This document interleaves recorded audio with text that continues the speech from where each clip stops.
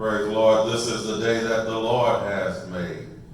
We will rejoice and be glad in it. This is Pastor Beard, the pastor of the Mount Carmel Holy Assembly Baptist Church, and we're grateful to God that we can connect together again on this Sunday morning virtually.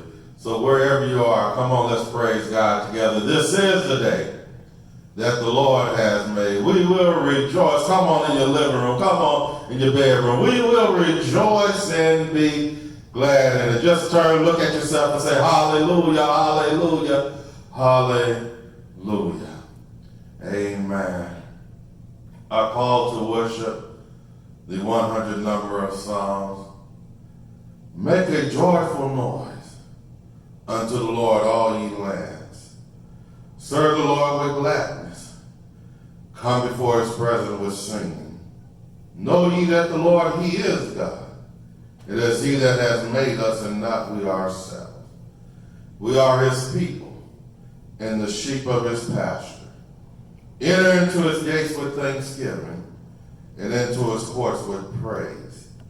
Be thankful unto him and bless his name. For the Lord is good.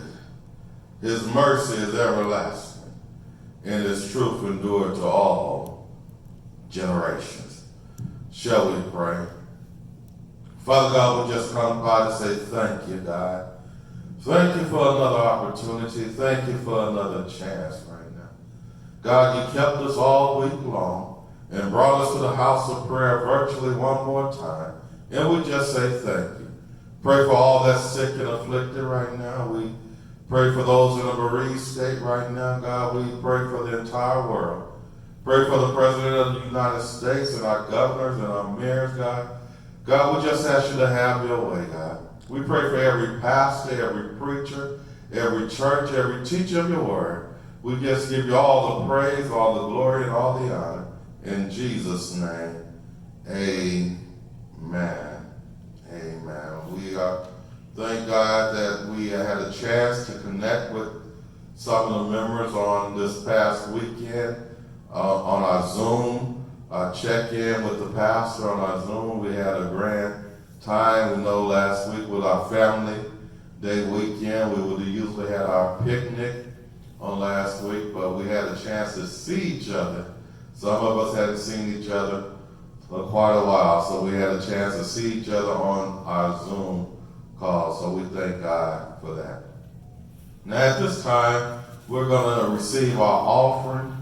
Amen. And giving is a part of the worship service, so we want you to get out your checkbook, get out your electronic device, however you're going to give. If you're going to mail it in, write your check at this time. You use our Givelify app, you use our Zelle app. At this time, we're going to receive our offering.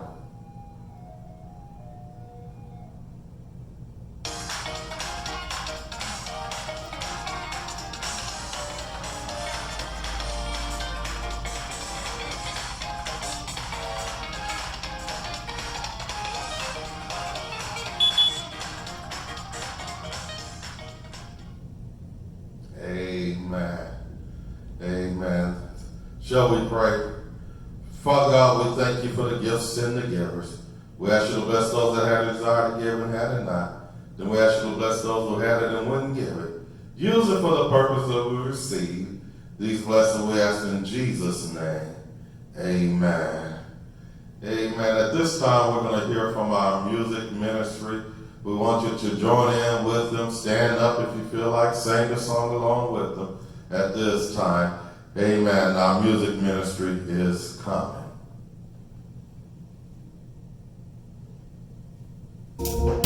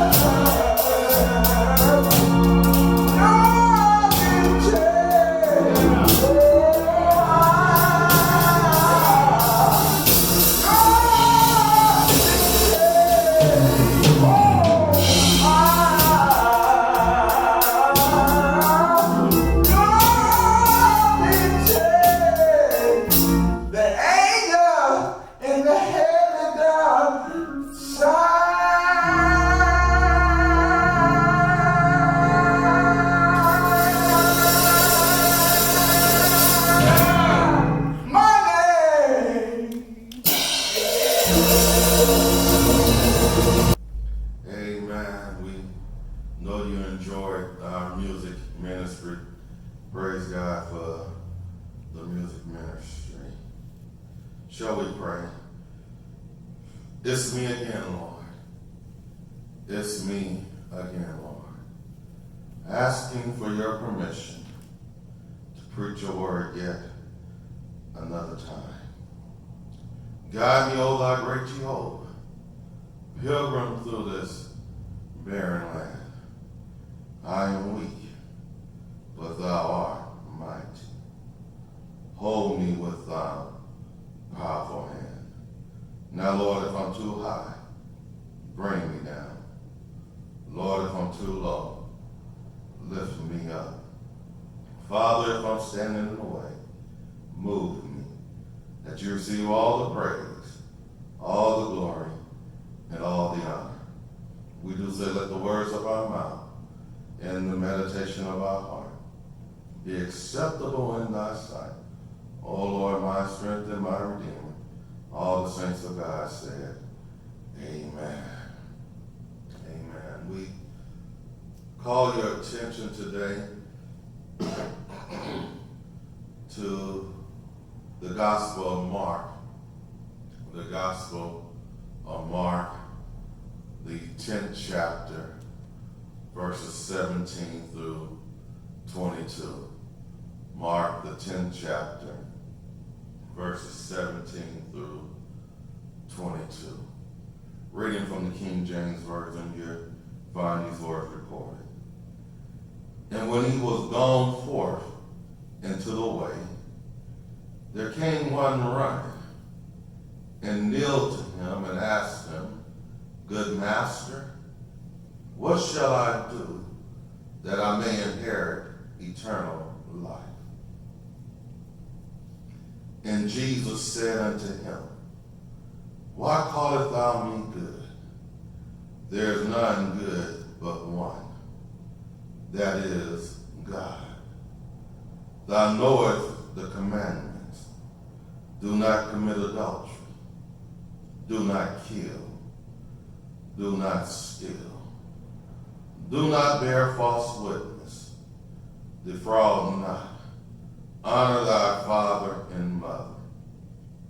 And he answered and said unto him, Master, all these have I observed from my youth. Then Jesus, beholding him, loved him, and said unto him, One thing thou lackest. Go thy way, sell whatsoever thou hast, and give to the poor, and thou shalt have treasure in heaven. And come, take up the cross, and follow me. And he was sad at that saying, and went away grieved, for he had great possessions. Just for a few minutes, I want to talk on this subject. The man that had everything but the main thing.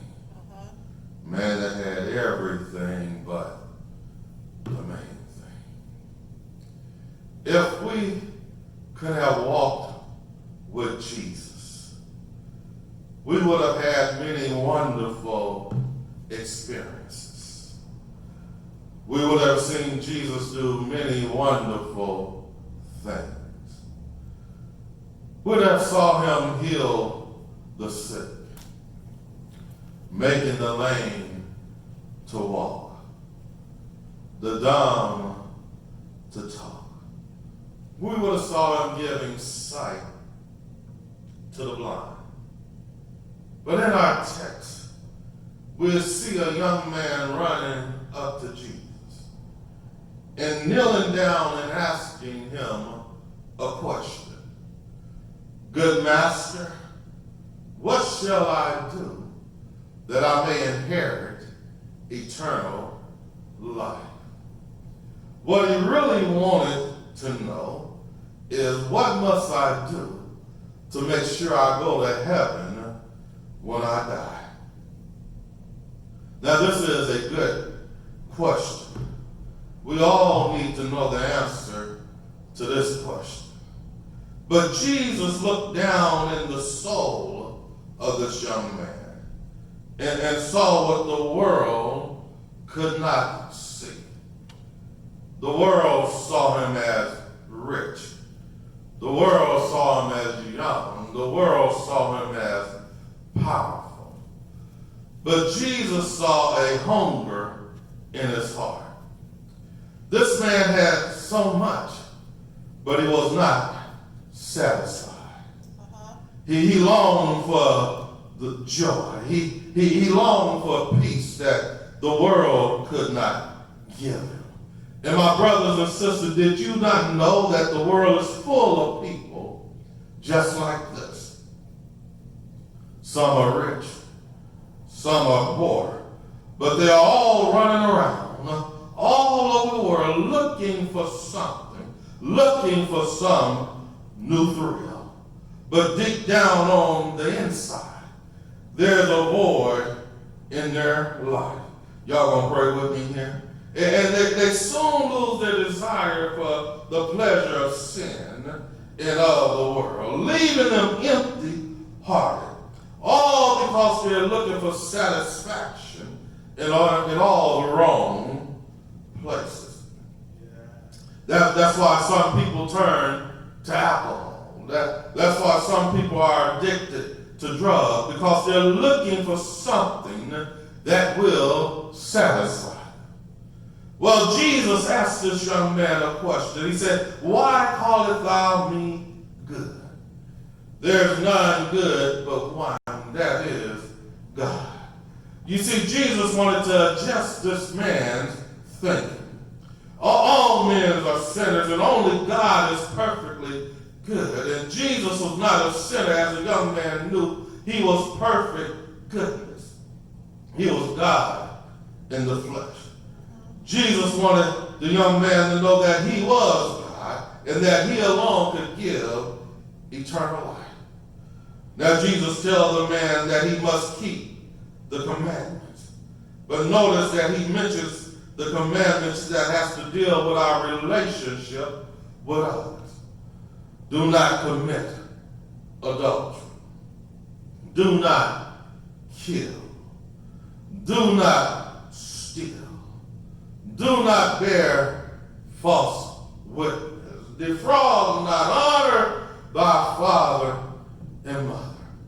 Oh, look at this young man as he lifts up his head in pride, saying, I kept all these commandments all my life. Then Jesus looks right at him and says, one thing thou lack. Go and sell what you have and give it to the poor. Then take up your cross and follow me. Oh, right here, Jesus put his finger on the sore spot in this young man's life. He was not a thief. He was not a murderer. He was not an adulterer, but his sin was that he loved money. He was breaking the first commandment, thou shalt have no other gods before me. And my brothers and sisters, until we turn from our way and turn to God, there is no salvation for us. Well, look at this young man as he turns and sadly walks away. He was not willing to give up his sin, his love for money. You're looking at a man who has committed spiritual suicide. You're looking at a man on his way to hell. You're looking at a man who had everything but the main thing. Well, what did he have? He had wealth. And a lot of people think that money is everything. They say, if I only had money, I would be happy. But I'm told that some people with money have been absolutely miserable. The name Rothschild is synonymous with wealth. And when someone asked him if money brought happiness, he said no. He said, for I know many people who are rich, but they are not happy. For money does not bring happiness. Now don't misunderstand me. The Bible does not condemn money. We need money, but it condemns the love of money. Money can do a whole lot of wonderful things for God and man if it's made honestly and used right. But on the other hand, although it can buy many things, it cannot buy happiness. It cannot buy a home in heaven. You see, money can buy you medicine, but it can't buy you health. Money can buy you a watch, but it can't buy you time. You see, when it's time for you to die, all the money in the world would not buy you another minute or another opportunity to be saved. What did he have? He had morality. He could say, I lived a clean life. And it's good if you could say that, but your morality and your personal goodness will not save you. This man in our text would have made a good neighbor and a fine citizen. All the single women will want to marry a man just like this. But human goodness without Jesus is not true goodness. Suppose I tell you about a man, and I would say that he's a good man. He's good to his family and friends. He lives a clean life. He helps all those who are in need. No doubt you would agree with me that this is a good man. But then I continue and say, but there's just one thing I just can't seem to understand. And that's why he treats his mother so bad. She lives in the county poorhouse. He's rich, but he gives her no money. Then you would ask me, how can you say this man is good? So how can we say that a man is good if he rejects Jesus? Oh, what did he have? He had youth. And oh, what a price we put on youth. The time to come to Jesus is when you're young. of all the unsaved people in the world between the age of 25 and 30, only 1 in 5,000 will be saved. Between the age of 35 and 45, only 1 in 25,000 will be saved. Between the age of 45 and 55, only 1 in 80,000 will be saved. Solomon said it well in Ecclesiastes 12:1. Remember now thy Creator in the days of thy youth, while the evil days come not, nor the years draw nigh, when thou shalt say, I have no pleasure in them. He was simply saying that if you don't live for Jesus when you're young, you will have nothing good to look back on. You see, the devil has no happy old people. Oh, I'm not saying that older people or mature people can't be saved. But I'm saying the longer you put it off, the harder it becomes. What did he have? He had social rank. And what some people will do to rise to the top of their social status. They will give up their service for the Lord. They'll turn their backs on the church. They'll neglect their family. They'll even spend money they don't have just trying to gain some social recognition. What did he have? He had a form of religion. He fasted and he prayed. He paid his tithes. He went through all the religious rituals. He knew when to say, amen. He knew when to shout, hallelujah. But that did not satisfy his inner hunger. And let me tell you that the forms of religion will leave you cold and dry unless Jesus is in your heart. You see, it isn't religion that satisfies, but it's a personal relationship with the Son of God. What did he have? He had good sense, for he came to Jesus at the right time when he was young. As somebody said, that man burns the candle of life out for the devil and then blow the smoke in God's face at the end of the way. What did he have? He had the right spirit, the spirit of humility. He came and knelt down before Jesus. And that's the way a sinner must come to Jesus. Matthew 18:3 says, verily I say unto you, except ye be converted and become as little children, you shall not enter into the kingdom of heaven. This man came seeking the right thing, eternal life. Well, you may search for what? You may search for health. You may search for an education. Other things, but the most important search in life is the search for God in eternal life. And the Bible tells us if we seek him, we will find him. Yeah, he came to the right place. He came to Jesus. And all my brothers and sisters, if you need spiritual help, don't try to find it in the world. Oh, don't call Miss Cleo. Don't call the psychic hotline. But come to Jesus just as you are. And he will make you glad. So we see what this young man had. He had wealth. He had morality. He had youth. He had social status. And he had a form of religion.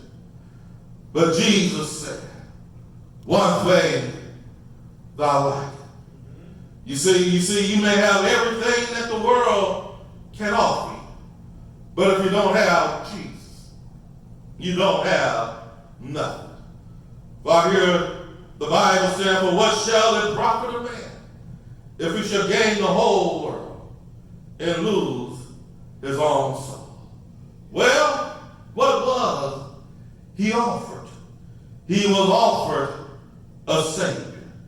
Jesus did not argue theology with them. He simply offered himself. Jesus said, come and follow me. No wonder the old hymn says, what a friend we have in Jesus.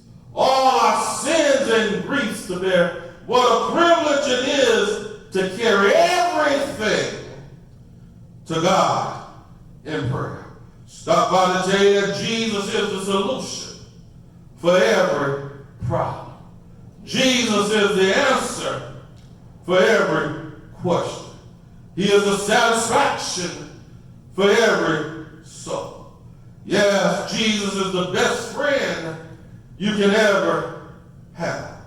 Yeah, he came to save you and to wash away your sins and to write your name in the Lamb's book of life. He came to walk by your side and to take you to heaven at the end of the way. The Bible tells us that Jesus loved this young man and he wanted to save him. And I'll stop by to tell you that he loves you too and wants to be your Savior. What was he offered? He was offered a cross. To him, his cross would be to give up his money. The one thing that he loved most. His money stood between him and Jesus. Whoa, what is it that stands between you and Jesus? Is it money? Is it fame? Is it friends? Whatever it is, give it up, or it will take you to hell. Jesus came to give us salvation and to guide us through life and death and into heaven. But some people don't care for him or anything he has to offer. They're holding on to something. They're holding on to some sin. They're holding on to some habit. They're not willing to give up these things so that Jesus can fill their life with true riches and of redemption glory. What was he offered? He was offered a home in heaven. Jesus told him that if he would follow him, he would have treasure in heaven. He was simply promising him that when he came to the end of his journey, that he would go to heaven, where eternal joy would be his, where all his tears would be wiped away. Oh, how sweet it is to know that at the end of life's journey, that Jesus is waiting on you, and he has everything ready. He says, come and enter into the joy of the Lord. Well, I'm out of here now. We see what he had. We see what he was offered. But finally, what did he do? He rejected the only Savior and forfeited eternal life. He wanted eternal life, but he wanted to be saved on his own terms, through his good works and his good life. And some people think they can be saved by their good works. You just go out and talk to any lost person about their salvation, and they will begin to tell you about the good life they live in their good works.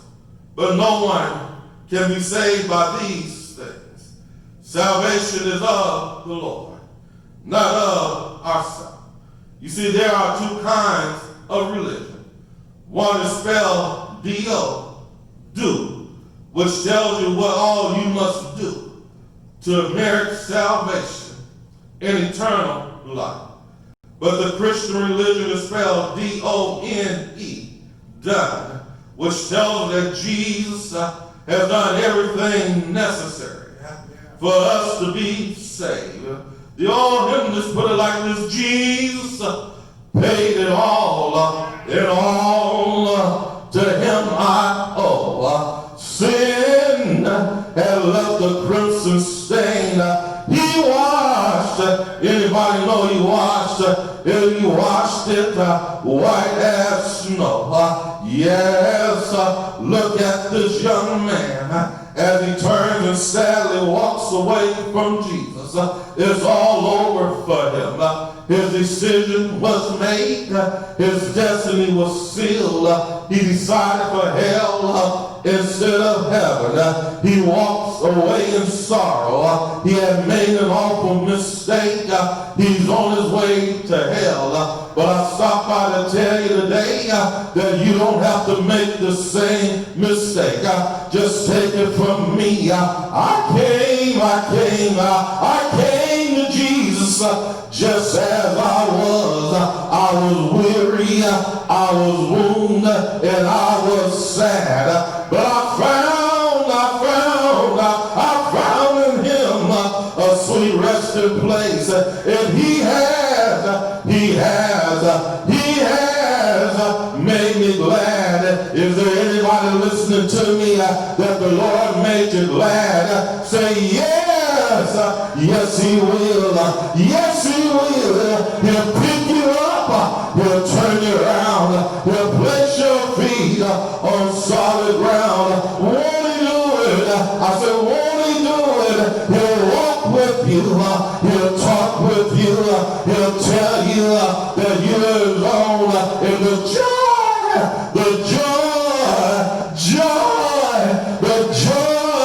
we share as we tarry there, none other have ever known. I'm so glad that I accepted Jesus a long time ago. The Bible says, for God so loved the world that he gave his only begotten Son, that whosoever believeth in him shall not perish, but have everlasting life. Well, what does it mean, preacher? It means he came all the way from heaven down, walked this earth, gave sight to the blind, unstopped deaf ears, opened dumb mouth. But one Friday, healed the sick and raised the dead. But he went up a hill called Calvary. On Calvary, he hung. On Calvary, he bled. On Calvary, he died. They took him down off that cross. He stayed and prepared him in the heart of his own tomb. He stayed there all night Friday. He stayed right there all day Saturday. He stayed right there all night Saturday. But help me say early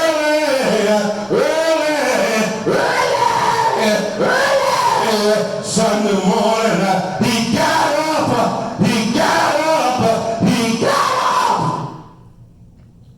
He got up with all power in his hand. And because he got up, we have a right to the tree of life.